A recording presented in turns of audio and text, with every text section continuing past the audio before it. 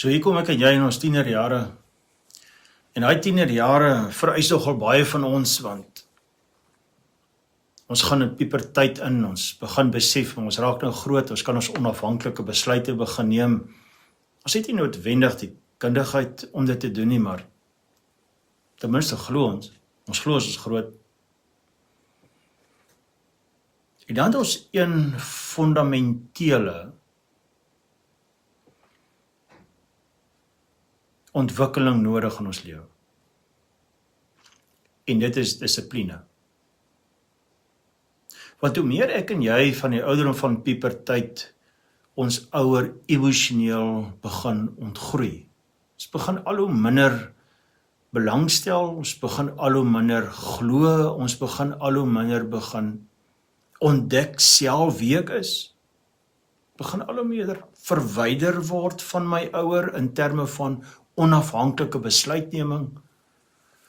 Hoe meer ek en jy in daai proses ingaan, kry baie ouers natuurlik nou swaar en dan wil hulle ons beheer en dan baie ouers het hierdie kingpin status en wil ons emosie en ons tyd wil hulle beheer en wil ons vashou en dan is dit dan maar redelike chaos in die lewe, maar dit moes nie so gewees het.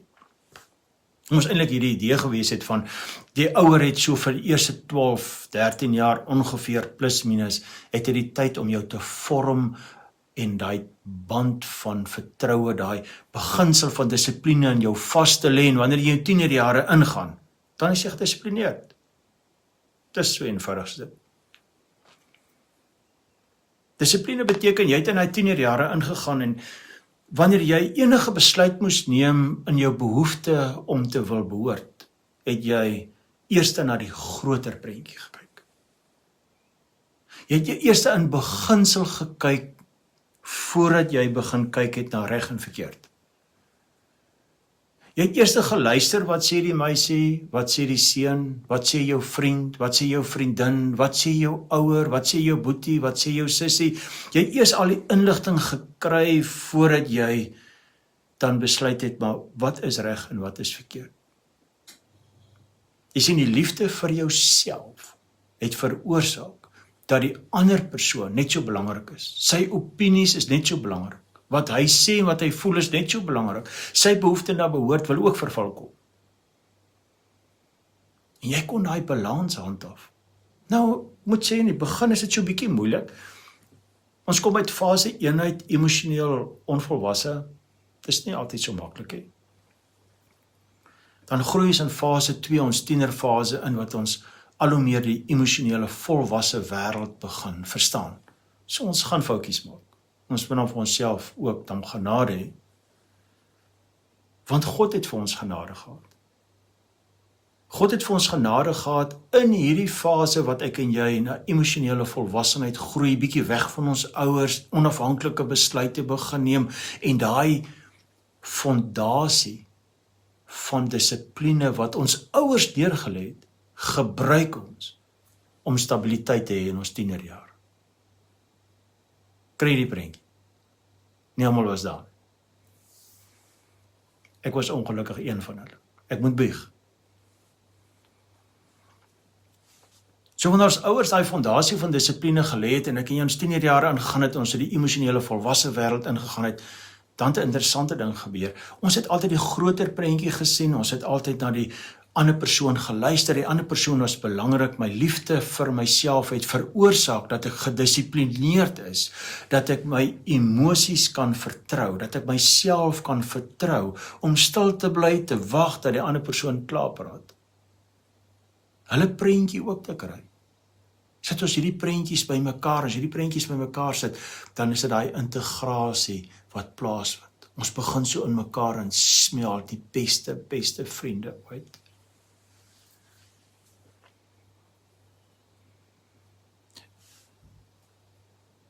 Maar wanneer ons ouers dit nie gedoen het, sit ons met 'n probleem. Want daar's twee goed wat ons moet dryf in ons tienerjare.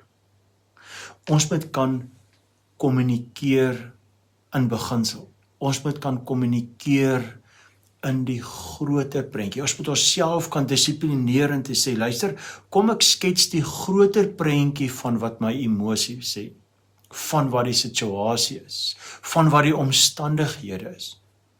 En ek gaan dan, en dan luister ek, tweede een, ek luister in beginsel, ek luister na die groter prentjie van wat die ander persoon vir my sê.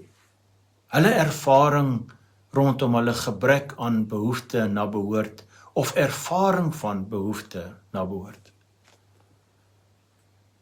En wanneer ek myself dissiplineer om te luister na die groter prentjie, nadat ek die groter prentjie geskets het, dan gaan ons na detail toe. En detail beteken, dan kan ons bepaal reg en verkeerd.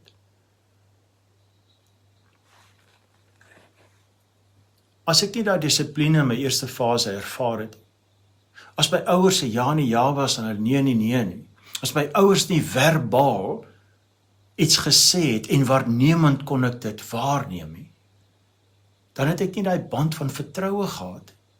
Ek het nie die basis van vertroue gehad, ek het nie die basis van dissipline gehad. So wat doen ek in my tienerjare? Mamma en papa, nou gee ek jou kinders weg. Die heel eerste ding wat ek en jy doen in ons tienerjare, ons verloor perspektief van die groter prentjie. Ons is nie gedissiplineerd genoeg om na die groter prentjie te luister van mamma en papa nie. Wat ons eerste begin doen is, ons gaan na reg en verkeerd, ons gaan na detail toe. Nou, dis 'n resep vir 'n suksesvolle mislukking. Ek is baie seker daarvan. En dan raak dit 'n oorlog. Dan raak dit soos twee kingpins wat opstaan teenoor mekaar en die een probeer die ander doodskree of die een probeer die ander manipuleer.